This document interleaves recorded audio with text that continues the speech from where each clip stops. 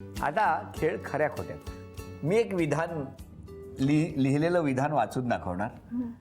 तुम्ही त्याच्यावरती उत्तर द्यायचं, खरं की खोटं. लग्नानंतर ताईला पाश्चात्य पेहराव परिधान करण्यासाठी मिस्टर परवानगी देणार. खोटं खोटं खरं काय हो? नाही घालायला देत मला. पण तो आता तर टीव्हीत सांगतायत जाहीर. मग आता उद्यापासून घालायला चालू करेल. त्यांनी लग्नानंतर सांगितलेलं आहे. हा, पण नंतर- हा लग्नानंतर. मग लग्नानंतर पण घालणार आणि उद्यापासून पण घालणार. बरं तुम्ही कशाला सांगितलं टीव्हीत, हो की नाही? हा पण का त्यांचा विरोध असतो? हा त्याला नाही आवडत. का हो? मला नाही आवडत जास्त, तरी पण मी सारखा का नाही देणार, मधून मधून कधीतरी देईन याला. तुम्ही कामावर जाता ऑफिसमध्ये, बरोबर आहे? तुमच्या ऑफिसमध्ये असं केलं तर चालेल? आपलं विचारतो, बाकी काही नाही. हा पुढचा विषय. लग्नानंतर मिस्टर त्यांच्या मित्रांसोबत ताईला पिकनिकला घेऊन जाणार आहे. खोटं खोटं खरं?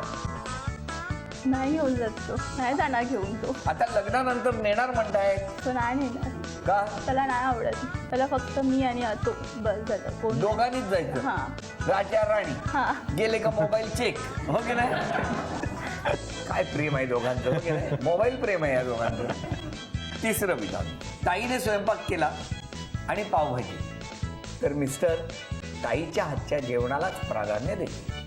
खरं खोटं खोट का? तुम्ही खरं का म्हणालात? आता तो बोलतो की काही बनव तरी मी खात जाणार. मग तर मी काही बनवता खायला पाहिजे. तर काय म्हणताय? पावभाजी असल्यावर पावभाजी खाईन पहिली. कारण मला पण मी पावभाजी बनवली तर खाणार ना. तू बनवली तर नाही नाही, पण मला सांगा की समजा ह्यांनी घरात जेवण तयार केलेलं आहे आणि त्याच वेळेला बाहेरून पावभाजी आलेली आहे, तर तुम्ही कशाला प्राधान्य द्याल? पावभाजी. बघितलं? सगळे अंदाज असं का करतायत ते? असाच तो. हा? असाच आहे. असाच आहे म्हणजे कसा आहे तो सांगा आम्हाला.